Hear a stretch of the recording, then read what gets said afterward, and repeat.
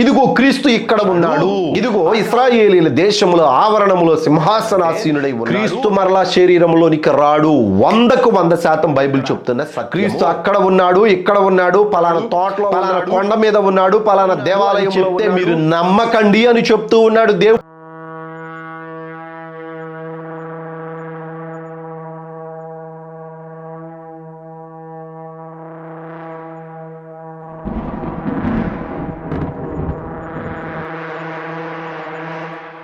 దాని తలలలో ఒకదానికి చావు దెబ్బ తగిలినట్టుండెను.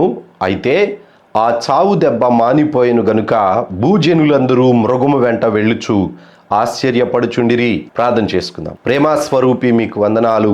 మరొక పర్యాయం మీ దగ్గరకు వస్తూ ఉన్నాం. మీ మహాసంకల్పంలో మమ్మల్ని ఏర్పరచుకున్నందుకు మీకు వందనాలు. మీ సత్యమును మీరు ఇచ్చినటువంటి రక్షణ మార్గములో నిలవబడడానికి, మీ సంకల్పమును గుర్తెరగడానికి మీరు మాకు ఇచ్చిన మీ ఆత్మ నడిపింపును బట్టి మీకు వందనాలు. మరొక పర్యాయం మీ ప్రకటన గ్రంథం గురించి మీ దగ్గర బ్రతిమలాడుకుంటూ ఉన్నాం. మీరు మాతో మాట్లాడండి. వీక్షిస్తున్నటువంటి వారందరికీ కూడా అవగాహన శక్తిని అనుగ్రహించండి. వాక్యముగా తెలుసుకోగలిగేటువంటి కృపను దయచేయండి. లోక సంబంధమైనటువంటి మనస్సు కలిగి ఆలోచించక నీ వాక్యము సరిగా ఉన్నదో లేదో ఆలోచించగలిగే శక్తిని ప్రతి ఒక్కరికి అనుగ్రహించి వీక్షిస్తున్న ప్రతి ఒక్కరి కుటుంబములను దీవించి ఆశీర్వదించి బలపరచి నీ నామ ఘనత మహిమార్థమై నిలవబెట్టమని యేసయ్య పుణ్యనామమును అడిగి వేడుకొని ప్రారంభించుకుంటున్నాము తండ్రి. ఆమెన్. దేవునికి మహిమ కలుగును గాక. ఇక్కడ మనం చదువుకున్నటువంటి వాక్య భాగము ప్రకటన గ్రంథము 13వ అధ్యాయము 3వ వచనాన్ని ఈ దినాన మనం ధ్యానం చేయబోతూ ఉన్నాం. ఈ 3వ వచనములో లూసిఫర్ అనేటువంటి వాడు నీ అంతకు అధికారమును, సింహాసనమును, బలమును అనుగ్రహించి ఉన్నాడు అని, ఈ నియంత అయినటువంటి వాడు ప్రపంచ రాజ్యములన్నిటిల్లో కూడా ప్రపంచమును ఏలాలి అని ఆశ కలిగి ప్రపంచం అంతటి మీద సింహాసనాసీనుడనవ్వాలి అని ప్రాకులాడినటువంటి వారిలో వీడు చివరి రాజు. వీడి యొక్క బలము, వీడి యొక్క అధికారము, వీడి యొక్క సింహాసనము వీడివి కావు. వీడి మీద అధికారిగా ఉన్నటువంటి లూసిఫర్ గాడు వీడిని ఏర్పాటు చేసుకున్నాడు. వీడు మనిషే. అయితే వీడి గురించి మనం ధ్యానం చేస్తూ ఉన్నటువంటి ఈ యొక్క 13వ అధ్యాయం అంతటిలో కూడా ప్రజలు అనేక మంది వీడి వెంట వెళుచూ ఉన్నారు అని ఈ వచనంలో మనం చదువుకుంటూ ఉన్నాం. భూజనులందరూ మృగము వెంట వెళ్ళుచు ఆశ్చర్యపడుచుండిరి అని వ్రాయబడి ఉన్నది. ఎందుకు వీళ్ళు ఆశ్చర్యపడుచున్నారనంటే వీడికి ఒక చావు దెబ్బ తగిలింది అని వ్రాయబడి ఉన్నది. తలలలో ఒకదానికి చావు దెబ్బ తగిలింది అంటే ఈ క్రూర మృగమైనటువంటి నియంతకు 7 తలలు అని 10 కొమ్ములు కూడా ఉన్నవి అని గతములో మనం ధ్యానం చేశాం. 10 కొమ్ములు 10 మంది రాజులు అని, 7 తలలు 7 కొండలు అని చెప్పేసి ప్రకటన గ్రంథము 17వ అధ్యాయములో 9వ వచనంలో వ్రాయబడి ఉన్నది. ఆ 7 తలలు ఆ స్త్రీ కూర్చున్న 7 కొండలు అని వ్రాయబడి ఉన్నది. ఈ తలలలో ఒక తలకు దెబ్బ తగిలింది, అనగా ఒక కొండకు దెబ్బ తగిలింది. ఈ కొండకు దెబ్బ తగిలితే ఇక్కడ ఉన్నటువంటి ఈ యొక్క మృగమైనటువంటి వాడిని ఎందుకు ప్రజలు గొప్పగా వీడిని గణపరుస్తూ ఉన్నారు అనంటే దీనికి కొంత చరిత్ర మనకు తెలియవలసి ఉన్నది. అంటే ఇక్కడ యేసుక్రీస్తు మొదటి 3.5 సంవత్సరములలో మొదటి ముద్రను విప్పదీసినటువంటిది మొదలుకొని ఇశ్రాయేలీలు దేవాలయమును కట్టేటంత వరకు కొన్ని నెలల వ్యవధి ఉన్నది. ఈ నెలల వ్యవధిలో ఇశ్రాయేలీలు మందిరాన్ని కట్టేసిన తరువాత అనుదిన బలి నిలిపివేయడానికి ఇదే నియంత అయినటువంటి వాడు, ఇదే 7 తలలు 10 కొమ్ములు కలిగినటువంటి ఈ యొక్క క్రూర మృగమైనటువంటి వాడు ఇశ్రాయేలీల దేశంలోనికి వస్తాడు. మనిషి వీడు ఒక ఉన్నతమైనటువంటి జ్ఞానము కలిగినటువంటి వాడు. వీడికి ఉన్నటువంటి ఆ ఆలోచన ప్రభావము టెక్నికల్గా, సాంకేతికముగా బహు ఉన్నతమైనటువంటి టాలెంట్ కలిగినటువంటి వాడు. వీడు ఇశ్రాయేలీల దేశానికి వచ్చి మహమ్మదీయుల పక్షమున అక్కడ ఉన్నటువంటి మసీదును పడగొట్టినందువలన అనుదిన బలి నిలిపివేయడానికి వీడు ఇశ్రాయేలీల దేశానికి వాడి సైన్యాన్ని పంపిస్తారు. ఇశ్రాయేలీలు దేవాలయాన్ని కట్టడం ప్రారంభించినటువంటిది మొదలుకొని యుద్ధాలే జరుగుతూ ఉన్నాయి. ప్రాముఖ్యముగా మందిరము కట్టిన దగ్గర నుంచి మహమ్మదీయుల దేశాలకు ఇశ్రాయేలీయులకు భయంకరమైనటువంటి యుద్ధాలు జరుగుతూనే ఉన్నాయి.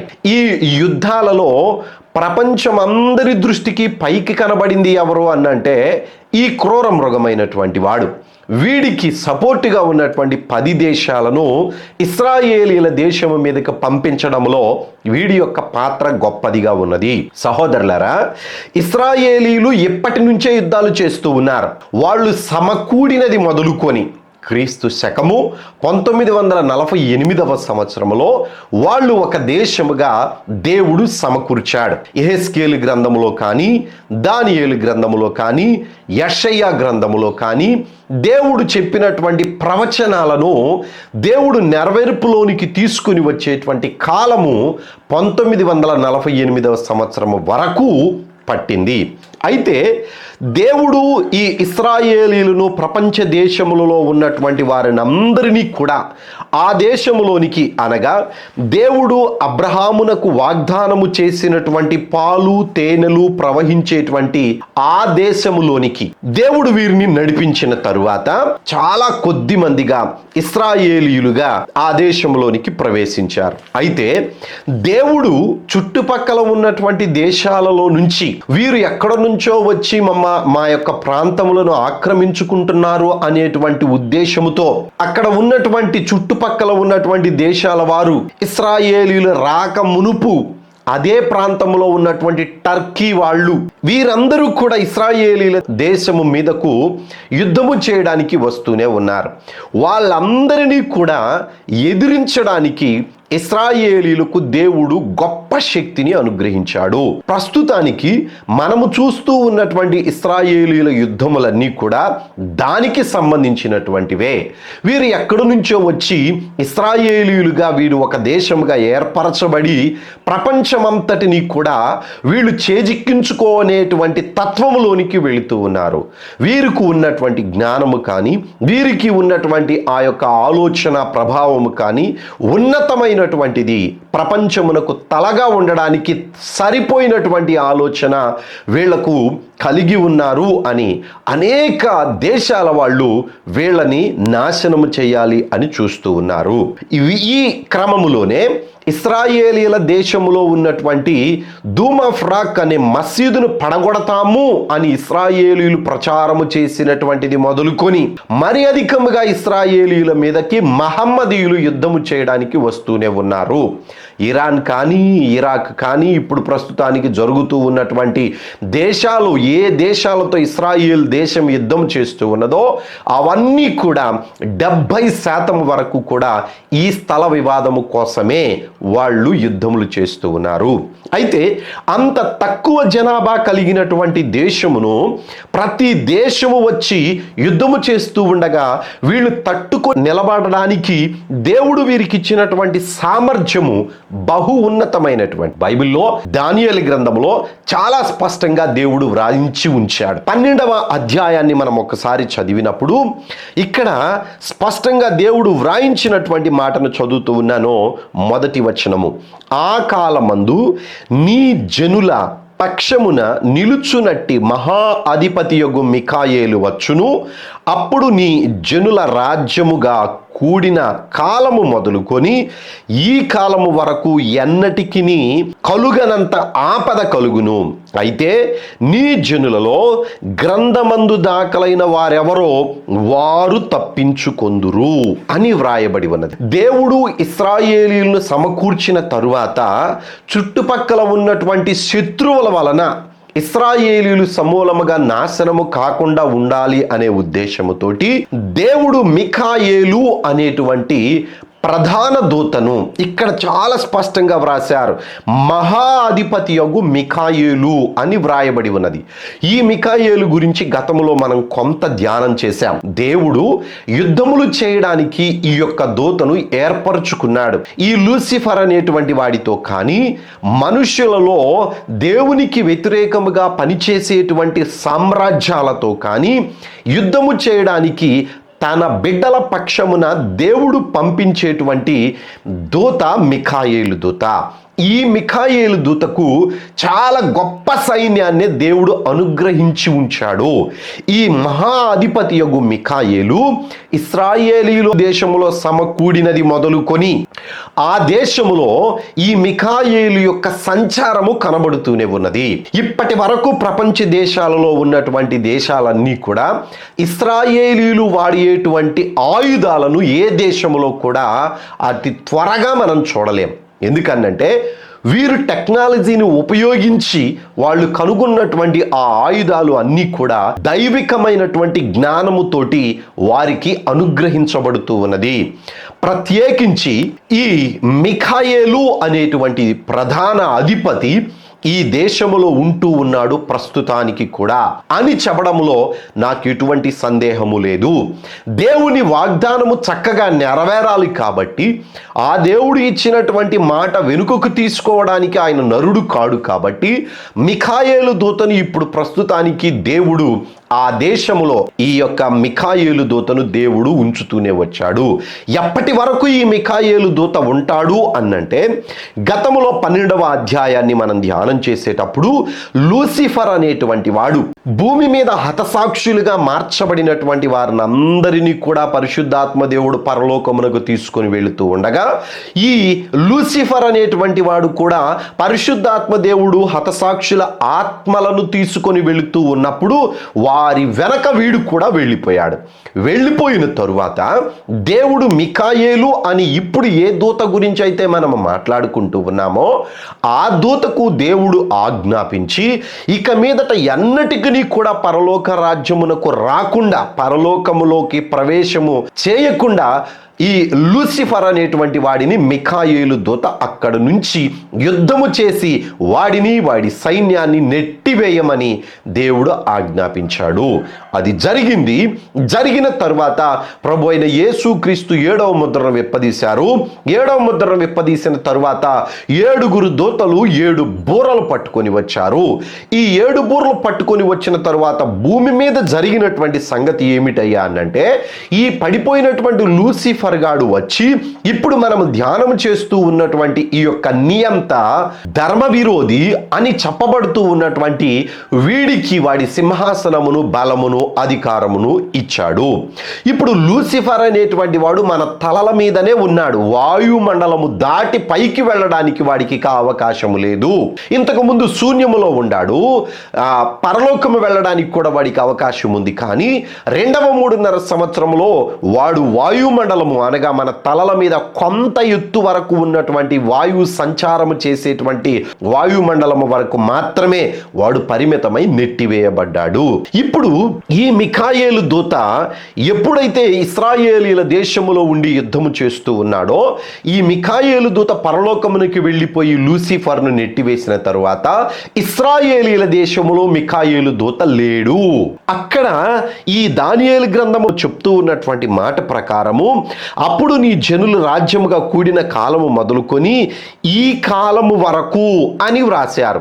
ఏ కాలము వరకు అని మనము దానియేలు గ్రంథం 11వ అధ్యాయము ఒక్కసారి ధ్యానం చేసినప్పుడు ఈ నీచుడు అయినటువంటి నియంత ధర్మ విరోధి అయినటువంటి వాడిని రోమా ప్రభుత్వంలో నుంచి బయటికి వచ్చి వాడు అనేక దేశాలను బలహీనమైన దేశాలను వాడి హస్తగతము చేసుకుంటూ ఓడిస్తూ అక్కడ ఉన్నటువంటి ఆ ధనమును అక్కడ ఉన్నటువంటి సంపదను దొంగిలిస్తూ వాడు ప్రపంచం అంతటా కూడా తెలియజేయబడిన తరువాత ఎప్పుడైతే ఈ యొక్క లూసిఫర్ గాడు అధికారము వాడికి ఇచ్చాడో అక్కడ నుంచి ఐగుప్తు దేశమును కూడా వదిలిపెట్టకుండా వీడు అనేక దేశాలను జయిస్తూ ఆనంద దేశము అని పిలువబడుతూ ఉన్న ఇశ్రాయేలీల దేశము వైపు వాడి దృష్టి పెడతాడు.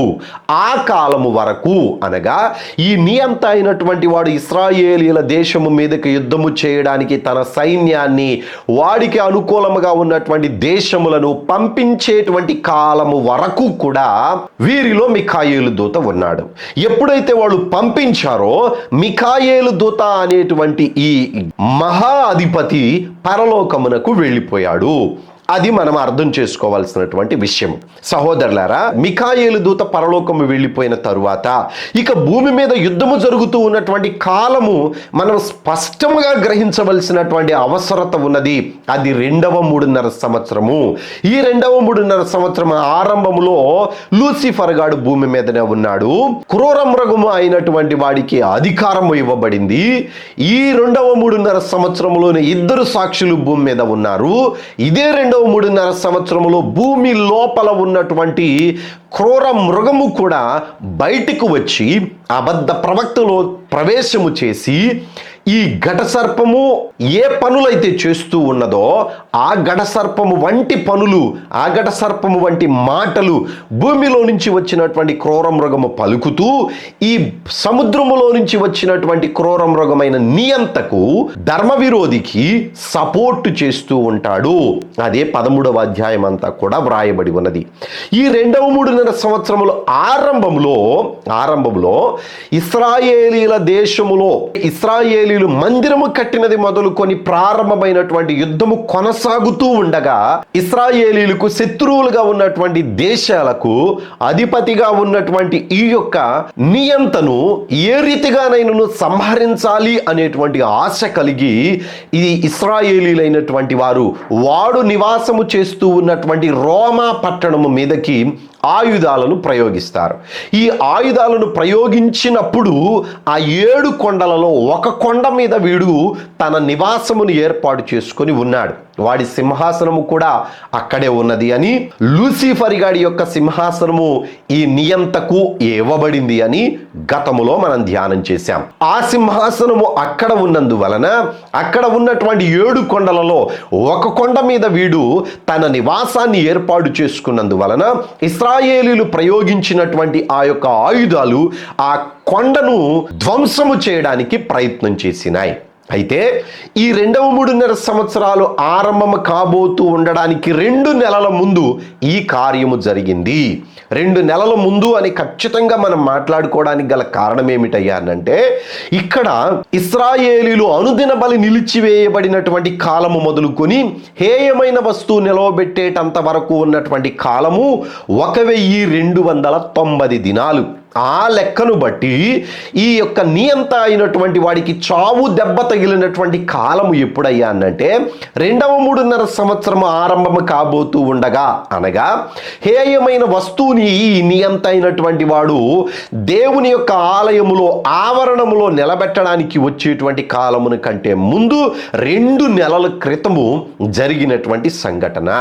ఇశ్రాయేలీలు ప్రయోగించినటువంటి ఆ ఆయుధము ఏదైతే ఉన్నదో వాడు నివాసము చేస్తూ ఉన్నటువంటి కొండను ధ్వంసము చేసినందువలన అక్కడ వాడి యొక్క నివాసము పడిపోయి వాడికి దెబ్బ తగిలింది. దానినే ఇక్కడ 3వ వచనంలో వ్రాస్తూ ఉన్నారు. దాని తలలలో ఒకదానికి చావు దెబ్బ తగిలినట్టుండెను. ఆ కొండను ఢీకొనినప్పుడు వీళ్ళు ప్రయోగించినటువంటి ఆ యొక్క వెపన్స్ ఏవైతే ఉన్నవో అవి ఆ కొండకు ఢీకొనినప్పుడు కొంత మేరకు ఆ కొండ పగలగొట్టబడింది. అయితే ఆ చావు దెబ్బ మానిపోయేను గనుక భూజనులందరూ మృగము వెంట వెళ్ళుచు ఈ కొండ మీద వీడు నివాసము చేస్తూ ఉన్న సమయంలోనే ఇశ్రాయేలీలు ఆయుధాలను ప్రయోగించారు. వారు మిసైల్స్ వాడనివ్వండి, ఏమైనా వాడనివ్వండి, వాడు ఆ స్థలములో ఉన్నప్పుడే, ఆ కొండ మీద ఉన్నప్పుడే వీళ్ళు ప్రయోగించారు కనుక వాడికి కూడా దెబ్బ తగిలింది. ఆ చావు దెబ్బ నుంచి వీడు తట్టుకొని బయటికి వచ్చేటువంటి కాలము 2 నెలలు మాత్రమే. ఈ 2 నెలలు ప్రపంచమందరి దృష్టి ఈ యొక్క రోమా పట్టణం మీదను నియంతాన్ని విర్రవీగుతూ పైకి వచ్చినటువంటి వీడి మీదను మాత్రమే ప్రపంచ దేశములలో ఉన్న జనాభా అందరి దృష్టి ఉంటది. వీడు 2 నెలలలోనే రికవర్ అయిపోయి చక్కగా మంచి ఆరోగ్యము కలిగినటువంటి వాడై మరలా ఇశ్రాయేలీలు అయినటువంటి వారి మీదకి యుద్ధము చేయడానికి ఈసారి వాడే వస్తూ ఉన్నాడు. వాడు వస్తూ ఉన్నటువంటి కాలము 2వ 3.5 సంవత్సరాల ఆరంభము. 2వ 3.5 సంవత్సరాల దేశాల ఆరంభము. అప్పుడు వాడు వస్తూ ఉన్నటువంటి సంగతిని ప్రపంచ దేశాలన్నీ కూడా తెలుసుకొని ఐక్యరాజ్య సమితి చొరవ చేసుకొని, అనగా ప్రపంచ దేశములలో అగ్రస్థానములో ఉన్నటువంటి 10 దేశాల కూటమి, అది నియంతగాడిది కాదు. నియంతగాడు వేరుపాటు చేసుకున్నటువంటి 10 దేశాలు మహమ్మదీయుల దేశాలు, అది వేరు, ఆ కూటమి వేరు. ఇది ప్రపంచ దేశానికి సంబంధించినటువంటి కూటమి. దీనిని ఐక్యరాజ్య సమితి అని మనం ఇప్పుడు పిలుస్తూ ఉన్నాం. ఈ ఐక్యరాజ్య సమితి చొరవ చేసుకొని ఇప్పటి వరకు జరిగిన నష్టము చాలు, యుద్ధము చేసుకోవడానికి గల కారణము ఆ స్థలమే కాబట్టి దాన్ని 2 భాగాలు చేస్తున్నాము అని చెప్పేసి ఆవరణాన్ని మహమ్మదీయులకు ఇచ్చినందువలన వాడు తన సైన్యముతోనే వచ్చి యుద్ధము చేయడానికి అవకాశం లేకపోయినప్పటికీ కూడా వాడు వచ్చి వాడికి ఇవ్వబడినటువంటి ఆవరణములో, మహమ్మదీయులకు ఇవ్వబడినటువంటి ఆవరణములో ఇశ్రాయేలీలు అప్పటికి దేవాలయాన్ని కట్టేసి 1290 దినాలు జరిగింది. అదే అనుదిన బలి నిలిపివేసినటువంటి కాలము కూడాను. ఈ అనుదిన బలి నిలిపివేసిన కాలము మొదలుకొని 1290 దినాలు జరిగిన తరువాత వీడు వచ్చి హేయమైన వస్తువును ఆ ఆవరణములో నిలవబెట్టి, మనందరికీ తెలుసు దేవాలయము 3 భాగాలుగా ఉంటుంది. పరిశుద్ధ స్థలము, అతి పరిశుద్ధ స్థలము, దేవాలయముగా ఉంటాయి. ఆవరణము వచ్చేసి ఈ రెండిటికి ముందుగా ఉన్నటువంటి భూభాగము. ఈ ఆవరణము వరకు కూడా కట్ చేసి ఐక్యరాజ్య సమితి వారు ఆ స్థలాన్ని మహమ్మదీయులకు ఇస్తారు. ఈ మహమ్మదీయులకు ఇస్తూ ఉన్నటువంటి ఈ స్థలములో నియంత అయినటువంటి వాడు వచ్చి వాడి యొక్క రోబోట్ని, అనగా వాడి రూపములో ఉన్నటువంటి టెక్నాలజీ కలిగినటువంటి ఒక కంప్యూటర్ అని చెప్పుకోవచ్చు, దానిని ఆ ఆవరణములో నిలవబెట్టి అక్కడ కుర్చీ వేసుకొని కూర్చుంటాడు. వాడు ఎందుకు వాడు ఇంకా అక్కడ కూర్చుంటున్నాడు అనంటే ఆ స్థలము కూడా ఆక్రమించుకోవాలి అనే ఉద్దేశముతోటి వాడి యొక్క ఆలోచన. దీనికి సాతానుగాడి యొక్క ఆలోచన వీడిలో ప్రవేశించినందువలన వీడు గట్టిగా ఆ స్థలము కోసం ప్రాకులాడుతూ ఉన్నాడు. సాతానుగాడు ఎందుకు ఆ స్థలం కోసం ఇష్టపడుతున్నాడయ్యా అనంటే ఈ భూమిని 6 నెలలుగా తీయబడడానికంటే మునుపు ఇదే స్థలంలో వాడి సింహాసనము ఉండేది. ఆ స్థలమును వాడు ఎట్లయినా కానీ రికవర్ చేసుకోవడానికి వాడి అనుచరుడైనటువంటి నియంతను ఆ స్థలములోనికి ఒక భాగములోనికి ప్రవేశపెట్టాడు. ఇశ్రాయేలీలలో యూదయ ప్రాంతంలో నివాసము చేస్తున్నటువంటి వాళ్ళందరూ కూడా కొండలకు పారిపోయేటువంటి సమయము ఆ సమయము. ఆ కాలములోనే ఇశ్రాయేలీయుల పక్షమునుగా ఉన్నటువంటి 2 సాక్షులు ఆవరణము కాకుండా పరిశుద్ధ స్థలము, అతి పరిశుద్ధ స్థలము ఏదైతే ఇశ్రాయేలీయులకు ఐక్యరాజ్య సమితి ఇచ్చారో ఆ స్థలములో ఈ యొక్క 2 సాక్షులు ఎవరైతే ఉన్నారో వాళ్ళు ఆ స్థలాన్ని కాపాడడానికి అక్కడ ఉన్నారు. ఆవరణము దాటి ఎవడైనను కానీ ఈ యొక్క పరిశుద్ధ స్థలములోనికి కానీ అతి పరిశుద్ధ స్థలములోనికి కానీ రావడానికి ప్రయత్నము చేస్తే ఈ 2 సాక్షులు ఏమి చేస్తారయ్యానంటే వారి నోట నుండి అగ్ని బయలు వెడలి వారి శత్రువులను దహించి వేయును గనుక ఎవడైనను వానికి హాని చేయనుద్దేశించిన ఎడల అలాగు వాడు చంపబడవలెను అని 11వ అధ్యాయములో వ్రాయబడి ఉన్నది. సహోదరులారా, ఈ యొక్క పొందికను మనం స్పష్టంగా గ్రహించాలి. నియంత అయినటువంటి వాడు వచ్చి 2 సాక్షులు ఎదురుగా కూర్చొని ఉన్నప్పుడు ఆ నియంతను 2 సాక్షుల యొక్క ప్రభావమును వారు సమవుజ్జీగా 2 సాక్షులు ఒక పక్కన ఉంటారు ఇశ్రాయేలీల పక్షమున, ఈ మహమ్మదీయుల పక్షమున నియంత అబద్ధ ప్రవక్త అనేటువంటి వాడు కూడా ఉంటాడు. వాడు భూమిలో నుంచి వచ్చినటువంటి క్రూర మృగమైన దురాత్మ వాడిలో నివాసము చేస్తూ ఉంటాడు. వాడు మనిషే. ఈ నియంత అయినటువంటి వాడు కూడా మనిషే. సాతాను పక్షమున ఆ 2 ఉన్నారు, దేవుని పక్షమున ఈ 2 సాక్షులు ఉన్నారు. ఇది మనం స్పష్టంగా గ్రహించాలి. రైట్, ఇక మనం మిగిలిన భాగానికి వెళ్ళినప్పుడు వీడు చావు దెబ్బను మానిపోయిన తరువాత వాడు వచ్చి ఇశ్రాయేలీల దేశంలో ప్రవేశించేటప్పుడు ప్రపంచంలో ఉన్నటువంటి ప్రతి దేశము కూడా వాడిని చూసి 3.5 సంవత్సరాలలో ఎంత ఉన్నతమైనటువంటి స్థితిని సంపాదించుకొని ఎంత చావు దెబ్బ తగిలినా కానీ మరలా తిరిగి వచ్చి ఇశ్రాయేలీయుల దేశములో వాడు అనుకున్నటువంటి ఆ స్థలమును ఆక్రమించుకోవడంలో ఒక 50% సక్సెస్ అయ్యాడు అని ప్రతి దేశంలో ఉన్నటువంటి మనుషులందరూ కూడా వాడికి మద్దతు పలుకుతూ ఉంటారు, వాడి వెంట వెళుచూ ఉంటారు అని వ్రాయబడి ఉన్నది. చదువుతున్నాను మరొక్కసారి ఆ మాట. అయితే చావు దెబ్బ మానిపోయెను గనుక భూజనులందరూ మృగము వెంట వెళుచు ఆశ్చర్యపడుచుండిరి. ఆ మృగము వెంట వీళ్ళందరూ కూడా సపోర్ట్గా నిలబడ్డారు. చావు దెబ్బ తగిలినా కానీ ఇశ్రాయేలీయులు చేస్తున్నటువంటి ఈ యొక్క భూభాగ వివాదములో మహమ్మదీయుల పక్షమున ఉన్నటువంటి ఆ గొప్పవాడు అని వాళ్ళు అనుకుంటూ ఉన్నారు. సహోదరులారా, బైబిల్ చెప్తూ ఉన్నటువంటి సత్యమును ఒక్కసారి మనం గమనించకపోతే చాలా గొప్ప ప్రమాదము ఈ క్రైస్తవ సమాజానికి రాబోతూ ఉన్నది. వచ్చినటువంటి ఆ ప్రమాదమును తప్పించడానికే 2 సాక్షులు భూమి మీద ఉన్నారు. వచ్చినటువంటి ఆ ప్రమాదమును పసిగట్టడానికే ముందుగానే బైబిల్లో మనకు దేవుడు వ్రాయించి ఉంచాడు. అదేమిటో చదువుతున్నాను, ఒకసారి చూడండి. యేసుక్రీస్తు శరీరధారిగా భూమి మీద ఉన్నప్పుడు కూడా ఈ మాటలు ఆయన ప్రపంచానికి తెలియచేశారు. ఆయన చెప్పినటువంటి మాట ఏమిటయ్యా అనంటే, మత్తయి రాసినటువంటి సువార్త 24వ అధ్యాయము 23 నుంచి చదువుతూ ఉన్నాను. ఇదిగో క్రీస్తు ఇక్కడ ఉన్నాడు, అక్కడ ఉన్నాడు అని చెప్పిన ఎడల నమ్మకుడి.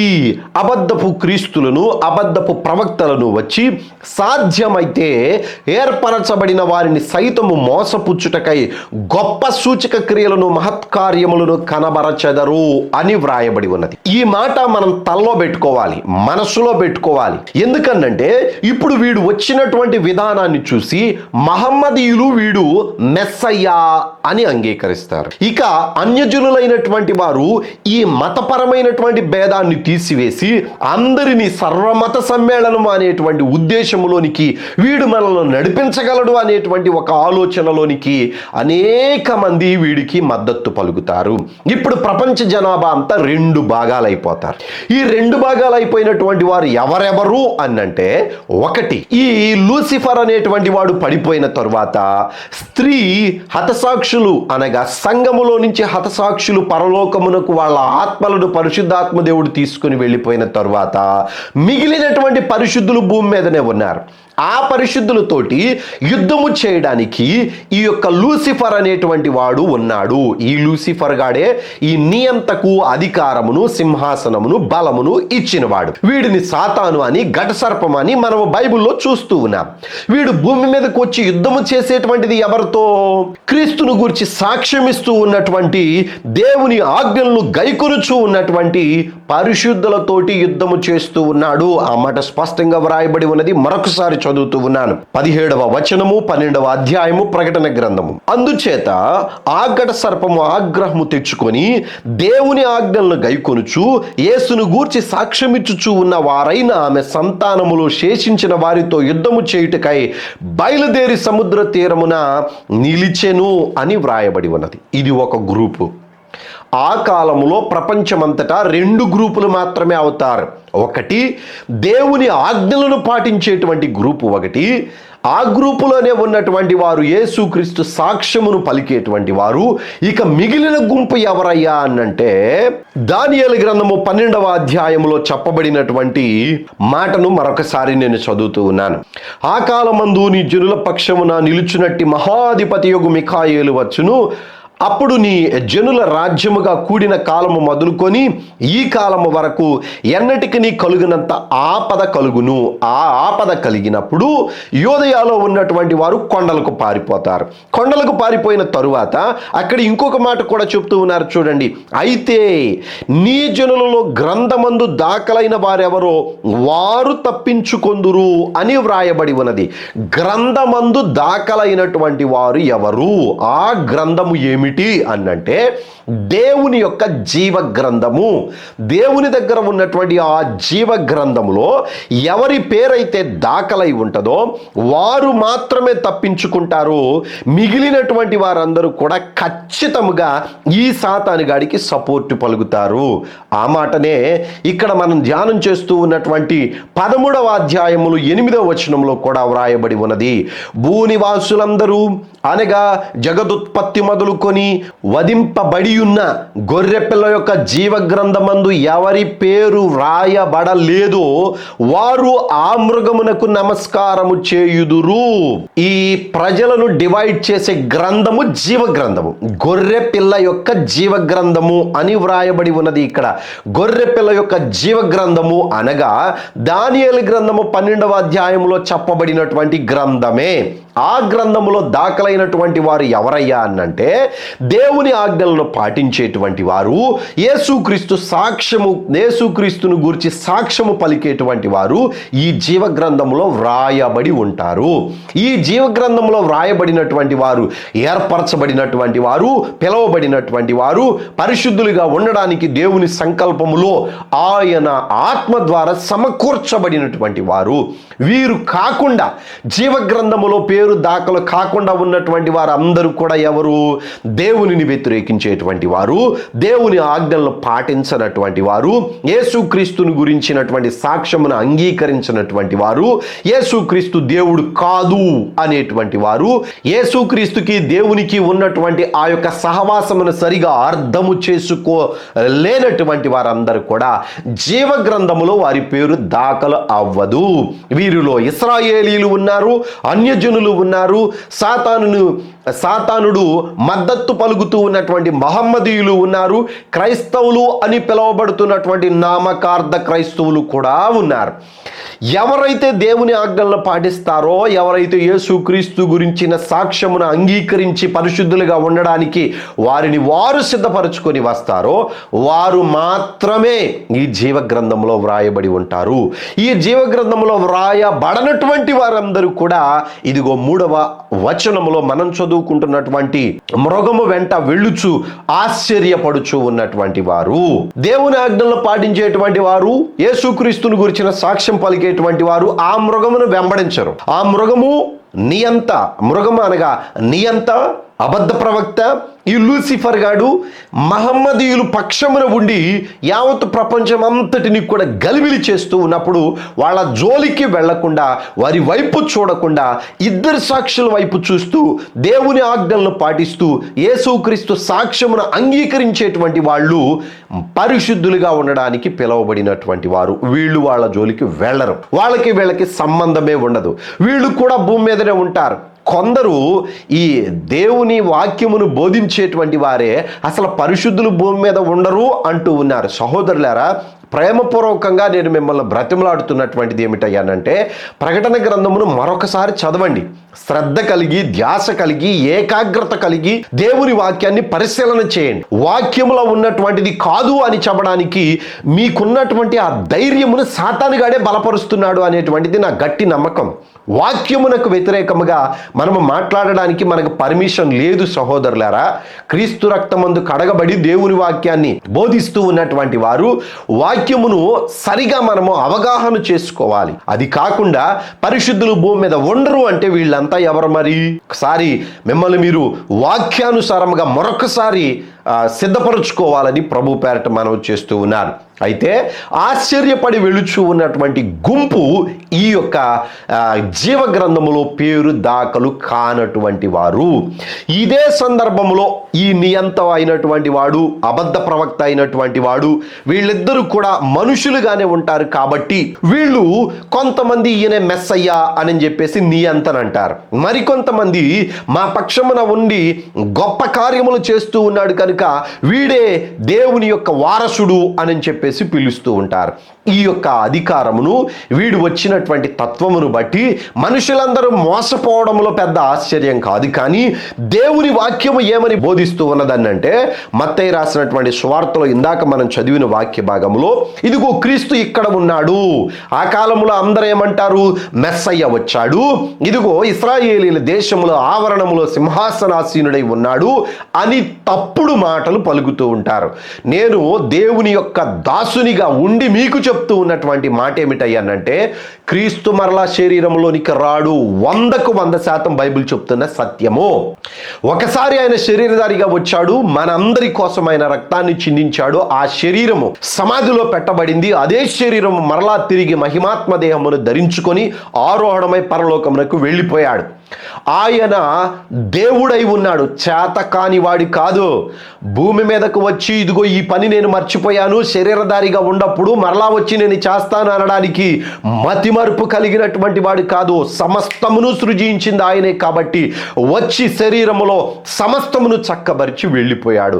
ఈసారి తిరిగి వచ్చినప్పుడు ఆయన ఆత్మస్వరూపిగా ఉన్నాడు కనుక ఆత్మయందు చేయవలసినటువంటి కార్యములన్నిటినీ ఆయన ఆగమనమందు చేస్తాడు. ఈ వ్యత్యాసం మనం గమనించాలి. ఇదిగో క్రీస్తు ఇక్కడ ఉన్నాడు, అక్కడ ఉన్నాడు, యెరూషలేములో ఉన్నాడు, మా ఇంట్లో ఉన్నాడు. నా అనుభవంలో 2 సందర్భాలను నేను మీకు చెప్తాను. ఒకటి, ఒక ప్రాంతానికి దేవుని యొక్క వాక్యాన్ని ప్రకటించడానికి వెళ్ళాను. వాళ్ళే పిలిచారు. వెళ్ళిన తరువాత అక్కడ ఉన్నటువంటి ఆ కొంతమంది పెద్దవాళ్ళు వాని కుమారుణ్ణి క్రీస్తు అని వాళ్ళ మనసులలో ఆహ్వానించారు, అనుకుంటున్నారు. అనేకులకు ఆ రీతిగానే తెలియజేస్తూ ఉన్నారు. మీ ఆత్మ దేవునికి వ్యతిరేకముగా పనిచేస్తూ ఉన్నటువంటిది అనేటువంటిది మర్చిపోయి క్రీస్తు అక్కడ ఉన్నాడు, ఇక్కడ ఉన్నాడు, మా కుమారుడే క్రీస్తు, మా ఇంట్లోనే పుట్టాడు అని అనుకోవడం అజ్ఞానము. సాతానుడు మిమ్మల్ని ఒక ముసుగులోనికి తీసుకుని వెళ్ళాడు. అది చాలా ప్రమాదకరం, మీ ఆత్మకు కూడా ప్రమాదకరము. మీరు ఎంతసేపు ప్రార్థన చేసినా, ఎంత ఉపవాసం ఉండినా, ఎన్ని చేసినా క్రీస్తు మా ఇంట్లో పుట్టాడు, ఇదిగో మా గదిలో ఉన్నాడు, మా వంశంలో పుట్టాడు అనడం అజ్ఞానము. అదే క్రీస్తు చెప్పాడు. ఇక్కడ క్రీస్తు అక్కడ ఉన్నాడు, ఇక్కడ ఉన్నాడు, పలానా తోటలో ఉన్నాడు, పలానా కొండ మీద ఉన్నాడు, పలానా దేవాలయంలో ఉన్నాడు, అయితే మీరు నమ్మకండి అని చెప్తూ ఉన్నాడు దేవుడు. మా కుమారుడే యేసుక్రీస్తు. ఇంకొక అతను ఫోన్ చేశాడు. నేను చెన్నైలో ఉన్నాను. ఆ సమయంలో చాలా చిరాగ్గా ఉన్నాను. ఆ చిరాకులో ఫోన్ చేసి కొంచెం ఆ చిరాకును బట్టి అతను ఫోన్ చేసినప్పుడు నేను మాట్లాడేటువంటి విధానము నాకు కొంచెం ఇబ్బంది అనిపించినప్పటికీ కూడా మాట్లాడక తప్పలేదు. ఆయన ఏమని ఫోన్ చేశాడని అంటే, ఫోన్ చేసి, హలో సంతోష్ గారేనా? నేనండి పరిశుద్ధాత్మ దేవుణ్ణి అన్నాడు. నాకు ఏం మాట్లాడాలో అర్థం కాలేదు ఒక 2-3 నిమిషాలు. నేను పరిశుద్ధాత్మ దేవుణ్ణి, పలానప్పుడు పుట్టాను, ఇదిగో రేపు చనిపోబోతా ఉన్నాను, దేవుని ఆత్మనే నేను అని చెప్పేసి నాతో మాట్లాడుతూ ఉన్నాడు. నాకు ఒక చిన్న డౌట్ వచ్చి, అయ్యా నువ్వేం పని చేస్తావు అన్నాను. నేను పెయింటింగ్ పని చేస్తానండి అన్నాడు. ఈ విధముగా ప్రపంచంలో అనేక స్థలాలలో సాతానుడు మనుషులను మభ్యపెట్టి నేనే క్రీస్తునని, క్రీస్తు మా కుమారుడు అని, నేనే పరిశుద్ధాత్మ దేవుణ్ణి అని అనేక రకాలుగా ఈ మాటలను వాళ్ళు అంగీకరించినందువలన వాళ్లకు ఒక ముసుగు ఏర్పడుతూ ఉన్నది. సాతానుడు గుడ్డితనాన్ని కలుగు చేస్తూ ఉన్నాడు.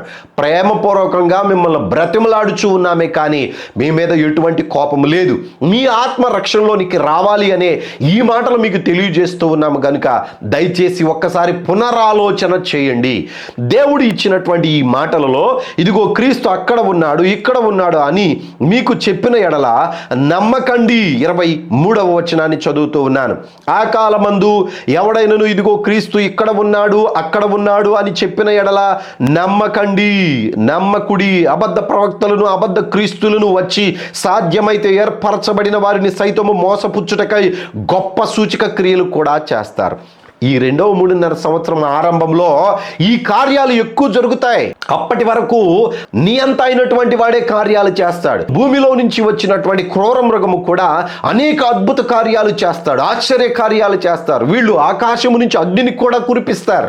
మనుషులు ఏ ప్రాంతంలో ఉన్నా, ఎక్కడ ఉన్నా కానీ వాడు నిలబెట్టిన రోబో కంప్యూటర్ అనేటువంటి దాని ద్వారా ఒక ముద్రను మనుషులకు వేస్తాడు. అది 666 ముద్ర. దాని గురించి ముందు మనం మాట్లాడుకుంటాం.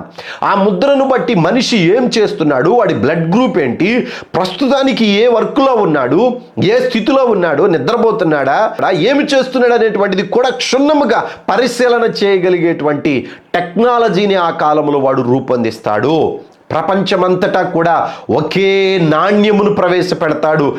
విలువ కలిగినటువంటి వస్తువులన్నిటిని వాడు దోచుకొని వెళ్ళి వాడికి కావలసినటువంటి అవసరతలను తీర్చుకోవడానికి వాడు నిలబెడతాడు. ఈ 2-3.5 సంవత్సరంలో విస్తారముగా వాడి యొక్క కార్యములు జరుగుతాయి. ఆ కార్యములను బట్టి క్రైస్తవ సమాజము మోసపోకూడదు. ఆ కాలంలో క్రైస్తవ సమాజం భూమి మీదనే ఉన్నది. పరలోకం వెళ్ళింది కేవలం హతసాక్షుల ఆత్మలు మాత్రమే. అందరూ భూమి మీదనే ఉన్నారు. హతసాక్షులను పరిశుద్ధాత్మ దేవుడు తీసుకొని వెళ్ళాడు. భూమి మీద ఉన్నటువంటి సంఘం ఆ రీతిగానే ఉండిపోయింది. ఈ 7 సంవత్సరాల సంఘం భూమి మీదనే ఉంటది. 1000 సంవత్సరాలలో కూడా సంఘం భూమి మీదనే ఉంటది. రెండవ రాకడ 1000 సంవత్సరాల పరిపాలన అయిపోయిన తరువాత పంచభూతాలు మిక్కటమైన వేండ్రముతో లయమైపోయేటప్పుడు సంఘము పునరుద్ధానము అనేటువంటిది జరుగుతుంది. దాని గురించి మనం మాట్లాడుకుందాం. అయితే ఈ 2.5 సంవత్సరం ఆరంభము కాలము బహు భయంకరమైనటువంటిది. ఇప్పుడు కూడా చాలా మంది ఈ పనికిమాలిన దురాత్మ అనేటువంటి వాడు ఏం చేస్తున్నాడనంటే, స్త్రీలలో కానీ పురుషుల్లో కానీ జొరబడిపోయి నేనే క్రీస్తుని, నేనే ఆ కాలంలో కూడా ఏడ్చాను, ఈ కాలంలో కూడా ఏడిపిస్తున్నారు అని తప్పుడు మాటలు పలికేటువంటి అబద్ధపు క్రీస్తులు ఆల్రెడీ మనం చూస్తూనే ఉన్నాం మన సమాజంలో. సహోదరులారా, ఎక్కడా కూడా ఎవరికి అవకాశం ఇవ్వవద్దు. యేసు క్రీస్తు ఇక శరీరములోనికి రాడు. ఆయన దేహము మహిమాత్మ దేహముగా పునరుద్ధానమై 2000 సంవత్సరాల క్రితమే పరదేశిలో ఉన్నాడు గనుక ఆ పరదేశు నుంచి పరలోకమునికి వెళ్ళి ఈ 7 ముద్రల కాలమును జరిగించడానికి కారణమైనటువంటి వాడు, ఆధారమైనటువంటి వాడు ప్రభు అయిన యేసుక్రీస్తు అని గ్రహించాలి. ఇది ప్రమాదకరమైనటువంటి కాలము. ఈ కాలములో నియంతను మెస్సయ్యగా కొందరు వాళ్ళకు గురువుగా దేవుడిగా అంగీకరించి ప్రపంచంలో దరిదాపుగా అనేక మంది వాడి వెంట వెళుతూ ఉన్నారు అనేటువంటిది ఈ 3వ వచనం యొక్క భావము. అన్యజనులందరూ కూడా వీడిని ఎందుకు వెంబడిస్తూ ఉన్నారో నెక్స్ట్ వీడియోలో ఇంకా స్పష్టంగా మనం ధ్యానం చేద్దాం. వీడిని మహమ్మదీయులు కానీ అన్యులు కానీ ఏ రీతిగా వీళ్ళు నమస్కారం చేస్తున్నారో, దేవుడిగా ఎందుకు అంగీకరించారో నెక్స్ట్ వచనంలో వ్రాయబడి ఉన్నది. దాని గురించి నెక్స్ట్ వీడియోలో మాట్లాడుకుందాం. ప్రకటన గ్రంథము సృష్టికి చివరి రోజులు అనేటువంటి పుస్తకాన్ని మీకు ఉచితంగా అందిస్తూ ఉన్నాం. మీ అడ్రస్ను పిన్ కోడ్తో సహా మాకు వాట్సాప్ చేయండి. ఈ పుస్తకాన్ని ఉచితంగా మేము మీకు పంపిస్తాం. దేవుని కృప మీకు మీ కుటుంబాలకు తోడై ఉండును గాక. వందనాలు. సెలవు.